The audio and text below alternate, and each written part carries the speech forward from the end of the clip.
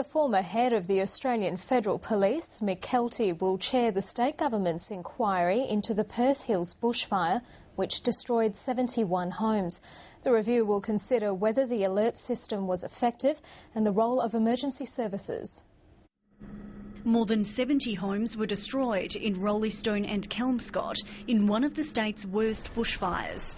The Premier has now announced an inquiry to be chaired by the former head of the Australian Federal Police, Mick, Keelty. He's also dealt with a number of disaster situations and emergency situations, not least of which, of course, was the Bali bombings. The 4-month review will consider the effectiveness of the alert systems, the adequacy of prescribed burning in the area, the responsibility of homeowners and the coordination of emergency services, despite the Premier previously declaring he didn't want their role scrutinised. It's a very serious inquiry with the intent of not apportioning blame or fault, but learning what we need to learn.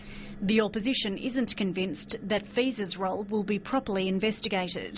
The government needs to be absolutely clear on that point, that FESA's performance will be comprehensively examined.